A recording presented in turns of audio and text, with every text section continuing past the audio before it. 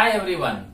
So today's video is all about Mendelian disorders. So Mendelian disorders are those which are the gene disorders which obeys the Mendelian principles.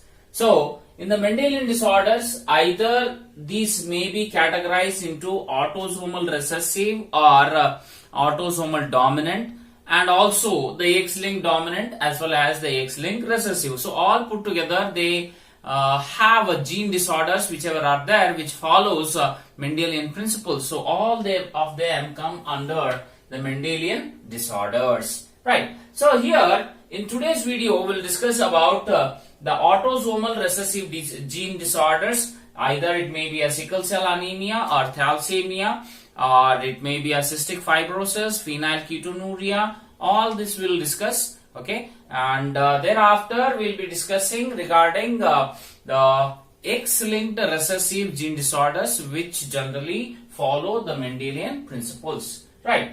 So sickle cell anemia. So sickle cell anemia, as I said, it is an autosomal recessive gene disorder where the recessive gene is present on the chromosome number 11. So what does this recessive gene does when, or how does it cause the sickle cell anemia? So that we'll discuss in detail. So what happens in the sickle cell anemia is the erythrocytes, which are generally biconcave disc-shaped structures, so they transform into that of elongated sickle-shaped. When this will happen? This will happen only when the body experiences a deficiency of the oxygen, or you can say whenever the body has a lesser amount of the oxygen. At that time, whenever the individual having a recessive gene for sickle cell anemia, so when he experiences the deficiency of the oxygen, so thereby the newly formed erythrocytes, instead of being a disc shape, they transform into the sickle shape. Now sickle cell anemia is also an example for the point mutation. So much about that point mutation we'll discuss in the later part. Next is sickle cell anemia is caused by the formation of the hemoglobin that is called as S. So that is HbS.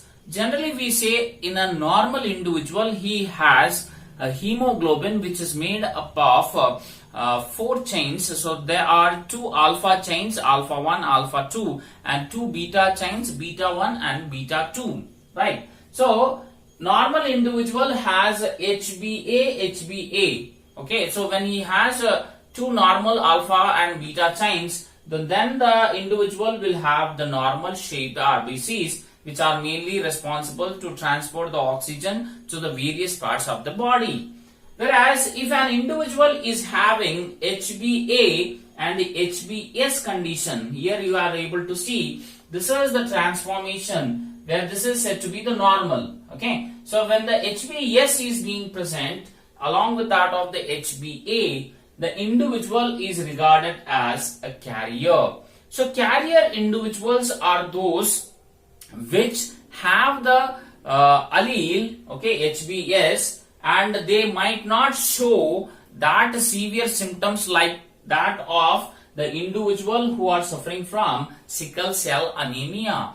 But HbA, HbS condition, the carriers generally found in that of the African population, okay, so they have a benefit of this, where these individuals will never get another disease which is called as malaria. So why is it so? That is because when there is a normal RBC, the trophozoites, that is the stages of that of the plasmodium, are able to penetrate to that of the RBC, and thereby they are able to continue their life cycle. But whenever the individual, okay, who is a carrier, so his RBCs, when they become a sickle shaped, so these RBCs, when they become sickle shaped, the trophozoites are unable to penetrate into the RBC, thereby the life cycle of the plasmodium is being interrupted. So thereby the carriers who live in that of the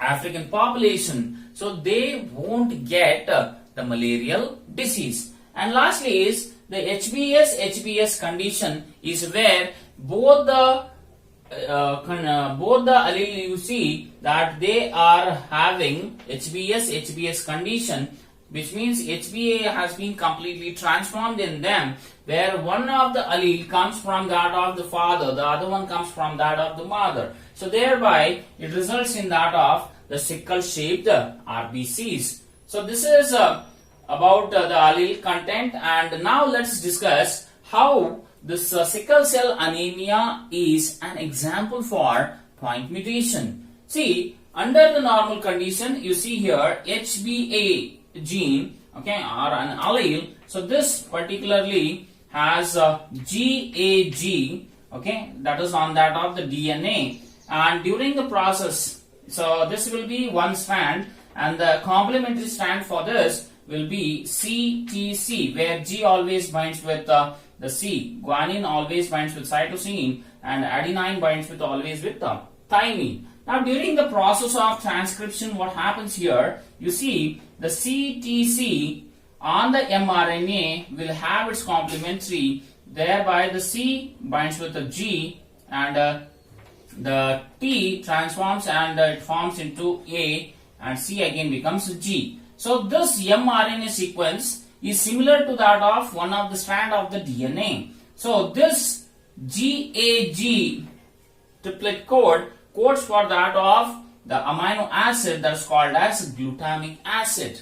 Okay, so here you can see that in that of the HBA peptide, you are able to see that beta chain which is present. So that consists of the amino acids like valine, histidine, leucine, threonine, proline, glutamic acid, and the glutamic acid itself. Right. So whenever the triplet code on the mRNA has GAG, so this mRNA direct to synthesize glutamic acid in the beta chain of the hemoglobin. So that is 6th position. Now, what happens is this particular, when the point mutation takes place, so what kind of point mutation occurs here? So it is called as a substitution, where this adenine gets replaced by that of the thymine. Why this replacement occurs? Because of the presence of the recessive gene. The substitution takes place where adenine gets replaced into the thymine. Now, this replacement or substitution results in the formation of the HBS peptide. Now you see here, so complementary for GTG is a CAC, and now during the transcription what happens is this CAC information will be carried or copied to that of the mRNA, and the mRNA is able to synthesize. So C will bind to that of the G, and A here in the RNA the thymine is being replaced by uracil. So thereby adenine is not able to bind with the thymine as of the normal condition, but adenine is able to bind to that of the uracil. So GAG on the mRNA is now GUG. So when the GUG triplet code is there, now this GUG binds to that of valine. Okay, at which position? That is at the 6th position again on that of the beta chain. So very important for the various competitive exams is this sickle cell anemia is a point mutation, where what happens is the substitution takes place where GAG will get converted into GUG, by which the glutamic acid at the 6th position of the beta chain gets replaced by the valine. Yes, so this is the HBS peptide. Now this changing or transformation of the GAG into the GUG is what we call major effect. Okay, and whatever the effects are being shown, the symptoms are being shown, so they are said to be the secondary effect. So thereby the sickle cell anemia can be even an example for the pleiotropic gene. Right. Now this is HBA peptide, which is a normal. This is HBS peptide, which is where you can see in the 6th position of the beta chain, glutamic acid is replaced with valine. Now, whenever an individual is having the HbA, he is normal. If he marries to another normal individual, so there is no problem at all. But whenever an individual having HbA-HbS marries to another carrier HbA-HbS, so this may result in the formation of the children may have the sickle cell anemia. So here you see HbA of the father, let us take this as a father and this as a mother. Okay, so HbA of the father and HbA of the mother, so that results into a normal individual. Whereas HbA and HbS, HbS and HbS. So here HbA, HbS, HbA, HbS. So these two are again similar to that of the parents, who are again the carriers. Whereas when the HbS allele of that of the male or a father and HbS of the mother, when they are being seen in the progeny, so that results in the formation of the sickle cell anemia. So if an individual is having the HbS, HbS, okay, genetic composition, so that individual or that child may die before it attains maturity. Why is it so? Because what happens is when an individual is having HbS, HbS, so there is erythrocytic distortion and thereafter the degeneration of the RBC, thereby the death may occur. Okay, right.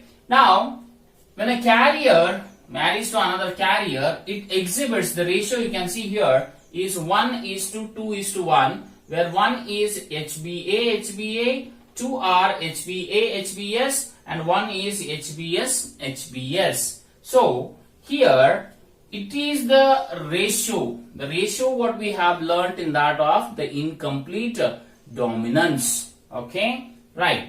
So carriers, already I have mentioned here that carriers are those individuals who will have a normal shaped RBC until and unless they exhibit the low oxygen tension. If these individuals exhibit or they get exposed to that of the low oxygen condition, then the newly formed RBCs will become sickle shaped, right? So what is the effect of the sickle cell anemia? So sickle shaped RBCs, generally what they do is they generally clog in that of the capillaries, because capillaries are those fine tubes which are having lesser diameter. So whenever these sickle shaped RBCs, when they are passing into that of the capillaries, so they may get clogged, okay, or block that of the capillary, thereby the further whatever the RBCs has to reach to that particular tissue are unable to reach, and thereby that tissue or the cells, okay, will get deprived of the oxygen as well as the nutrients. So thereby the clogged capillaries will reduce the blood circulation. Okay, and this is one particular condition. And the other effect of the sickle cell anemia is sickle cell anemia is also able to cause jaundice, damage to that of the brain, or it may be even to that of the spleen. So those are the very severe effects of the sickle cell anemia.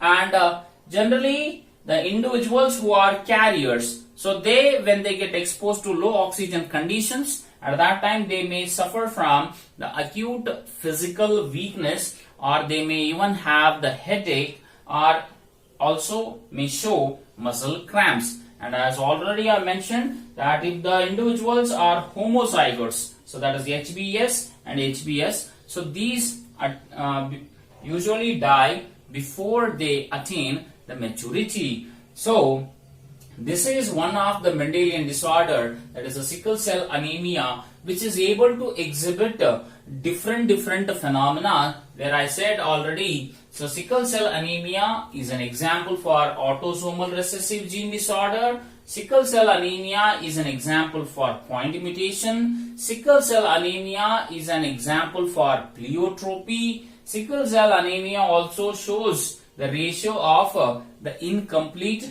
dominance. So this is all about sickle cell anemia.